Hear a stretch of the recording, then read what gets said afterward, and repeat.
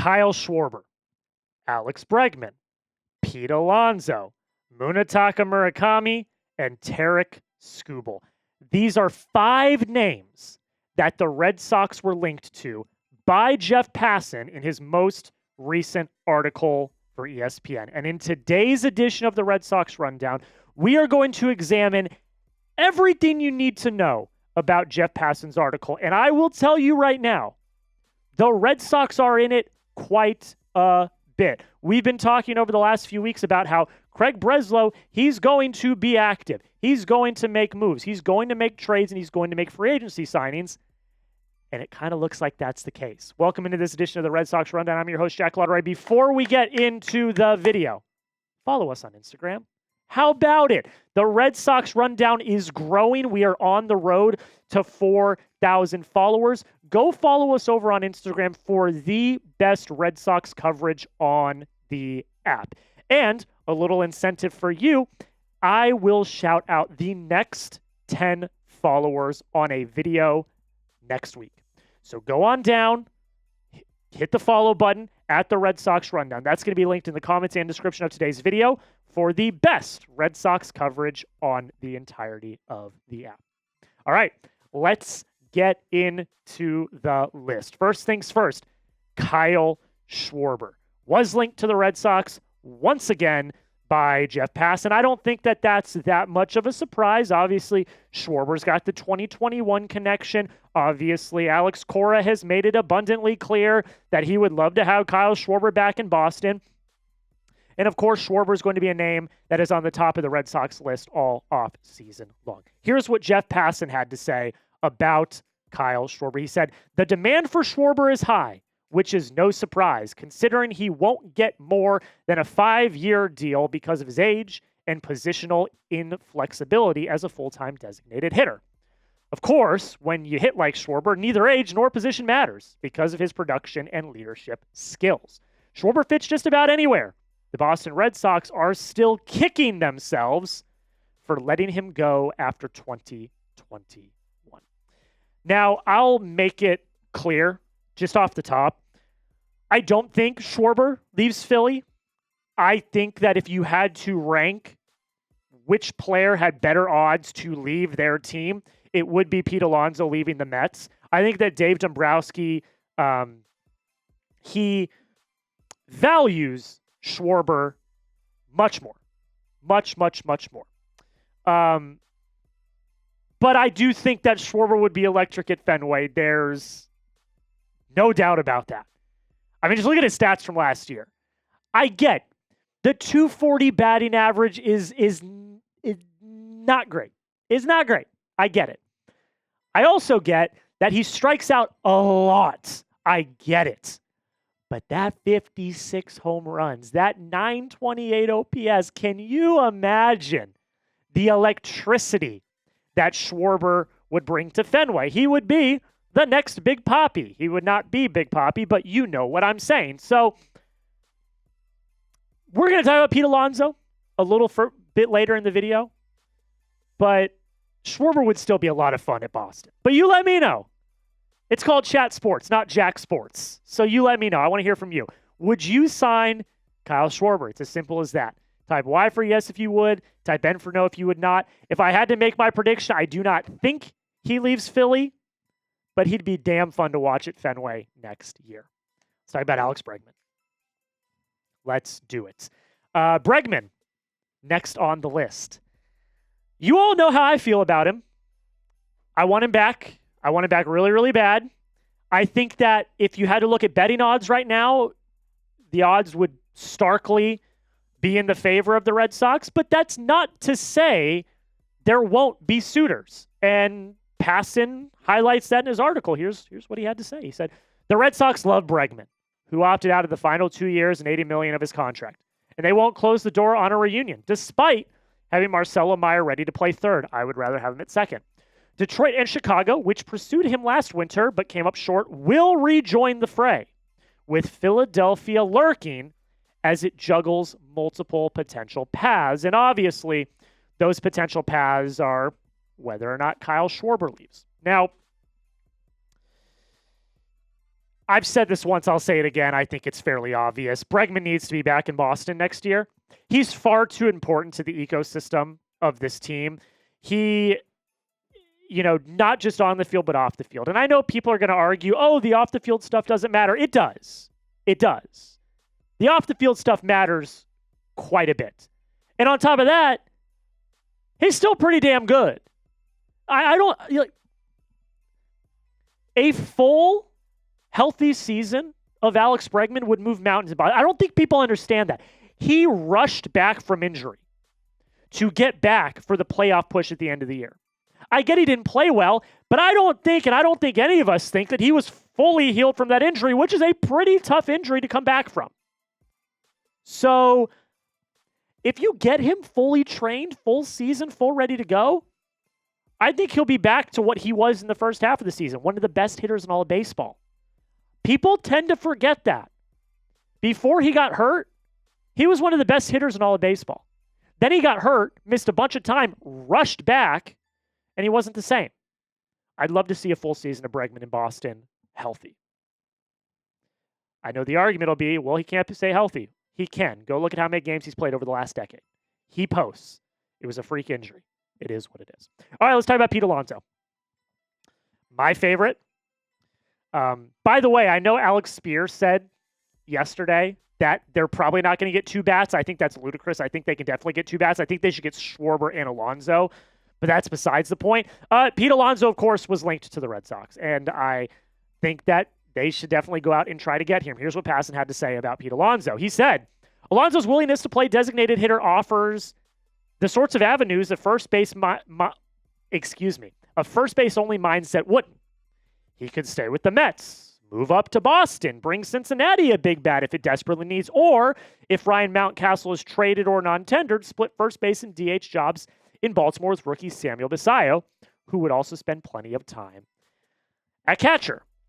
So I think that there will be a market for Alonso, but there's been a lot of smoke around around the Red Sox, being a big player in the Alonso sweepstakes. Like a lot of smoke. A lot of reports have linked the Red Sox as like the favorite for Pete Alonso. I think Pete was born to be a member of the Boston Red Sox. Tim Healy, who covered the Mets, was on Robbie Hyde's show, Monster Territory, and they talked about Pete Alonso because Healy had covered Pete Alonso for years, and he said that Pete would be an instant fit in the city of Boston. And him just pounding home runs and doubles off the Green Monster all season long would be electric. I want to stake my claim right here, all right? And this is going to go completely against what Alex Spears said on 310 to Left yesterday, where he said he thinks that the Red Sox are only going to be able to get 1 bat.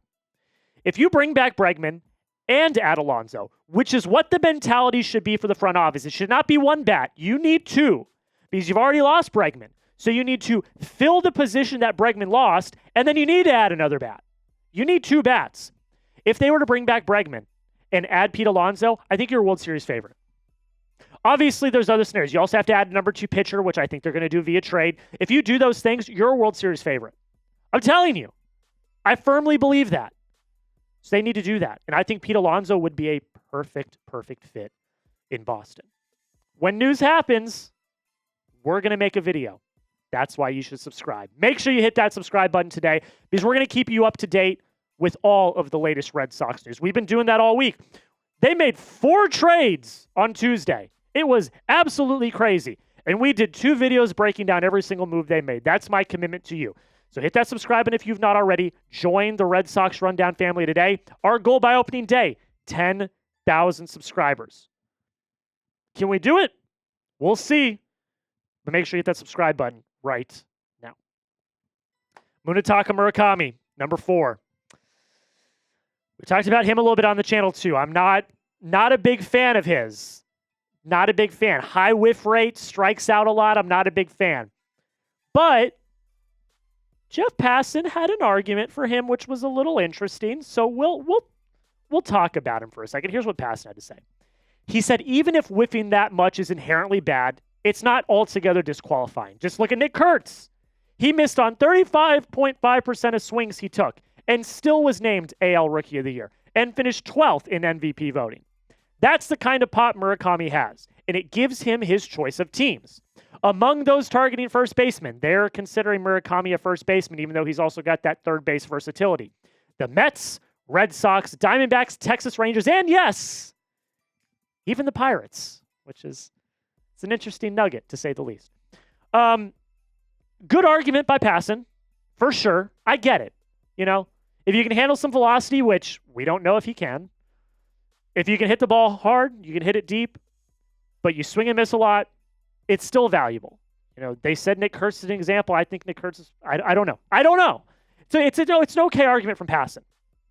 I'm still not interested, though. I'm more interested in Alonso, the known commodity. Like, you always risk when you bring in players from Japan. There's always a risk because they're not playing Major League Ball. They're playing in the leagues over there. Not to say those aren't good leagues. Those players are incredible. You know, we've got the Shoheis of the world, the Yamamotos, the Roki Sasakis. All of those players are incredible. Yes, that's not what I'm saying. But Pete Alonso's been in the league for years, and he's a known commodity, and we know that he's damn good. If you can go just pay him, go get him. If you can't get him, then maybe you shift. But like the Red Sox should be big game hunting. And while Murakami is technically big game, I actually think he'll be more expensive than Alonso. That's at least what the contract projections are. I'd rather pay less for Alonso, have the known commodity, and then you're ready to go. That's at least my opinion.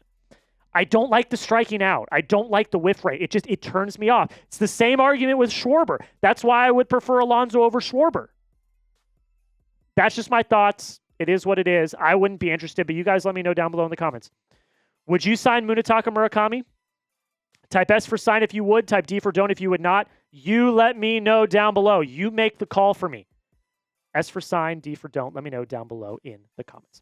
Last one we're going to talk about, and then we're going to have some other news and notes as well, but the last one that the Red Sox were linked to specifically was Tarik Skubal. Again, I've staked my claim. I don't think Skubal's going anywhere, but he was linked by Passan, and when Passan talks, you listen. Here's what Passan had to say.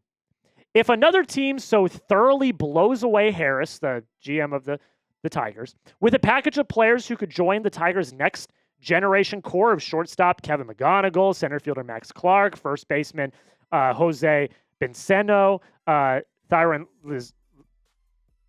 Lorenzo, please excuse me for butchering those names, the prospect of an even greater chance of winning in 2028 and 2029 and 2030 might be too tempting to turn down oh my God, I am butchering this quote. I apologize to our viewers. Might be too tempting to turn down. Sometimes you have to sacrifice 1 year for the sake of many years, which not a bad argument from Passan. Here are the names that Passan mentioned. The Dodgers, of course. The Mets, of course. The Red Sox. The Orioles, who are looking for pitching help. The Cubs. The Yankees. The Mariners. Of course, all the usual suspects. Once again, if you can't guarantee an extension, I'm not interested. I'm not interested in shipping out the farm for a rental. It's not worth it for me. Now, the fact that the Red Sox continue to be linked is interesting. Obviously, it's because they're one of the teams best set up to make a trade if it were to happen. But again, I've said it once. I'll say it again. I'm going to say it till the end of time. If you cannot guarantee an extension, I would not trade for Tarik Skubal. I get it. Back-to-back Cy Young winner. Why would you not do it? Because you're shipping out the farm for only 1 year guaranteed. It's not worth it to me. So if you're not going to guarantee an extension, then I'm not interested in Tarik Skubal. Something to watch, though. Could the Brewers be trading away Freddy Peralta? Now, that's a name that I would be very interested in. Something happened yesterday or 2 days ago that was fairly notable. And Jeff Passan breaks it down in this quote right here. Now that Brandon Woodruff accepted his qualifying offer, which happened 2 days ago, executives with interest in inquiring for Peralta believe it drastically increases the chances of him moving. If Woodruff had hit free agency, Peralta almost certainly would have stayed. Now Milwaukee has more flexibility to see how much it can rep for a frontline starter with an ultra-cheap $8 million salary. Craig, for the love of God, I'm talking to you specifically right now. If Freddy Peralta is available, please go trade for him. He would be my number one priority over Joe Ryan, over Hunter Green, over Mackenzie Gore, over Mitch Keller, over any of those guys. Freddy Peralta is a certified stud. He should be on your team. If he's available, make it happen. And the fact that Brandon Woodruff took his qualifying offer is a very good sign that Peralta might be on the move at some point this offseason. Would you trade for Freddy Peralta? If you're Craig Breslow, type T for trade if you would, type P for pass if you would not. Let me know down below. I certainly would. Like I said, he'd be my number one priority. But you let me know in the comments. T for trade, P for pass, let me know. Last note. And this one is specifically about the Red Sox. A lot of these have been players that the Red Sox are linked to. This one is specifically about the Red Sox and their plans for this offseason. Passan says it's almost certain that the Red Sox will trade away an outfielder. Here is his exact quote. A lot of quotes today. I appreciate you guys sticking with me. Outfielders Jarren Duran / Wilyer Abreu, corner outfield Boston. The Red Sox almost surely will deal one of them. There aren't enough at-bats in the lineup for both, especially if they add another bat in free agency. That's an interesting quote. And then, a few days ago, this trade went down.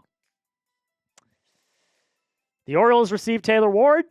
The Angels received Grayson Rodriguez, a trade that a lot of us are still scratching our heads about. Just for a second, just ponder with me. If Ward can get you Grayson Rodriguez, Taylor Ward, good player, but I don't think he's got nearly the value at a Jarren Duran or Wilyer Abreu. What do you think Duran and Abreu are worth? Because Grayson Rodriguez is a, young, up-and-coming, kind of flourishing pitcher. He does have health concerns, obviously had an elbow surgery that, that is something to worry about, but years of team control left, high potential upside. What are Duran and Abreu worth? Because that was a one-for-one swap. So it's just something to think about. Because one of Duran and Abreu are going to get moved. I'm going to guarantee you that right now. Passan basically just confirmed it. I got a smile on my face because I'm interested to see what the possibilities are trading away a Duran or an Abreu. That's where we're going to end it, folks. Thank you all so much for coming in and checking out today's edition of the Red Sox Rundown. A lot to cover in today's video. Passan put out a bunch of stuff, and the Red Sox were linked in a lot of it. When Jeff Passan talks, you got to listen. So thank you all so much for watching. Again, make sure you subscribe. Don't miss any of our coverage. And until next time, go Sox.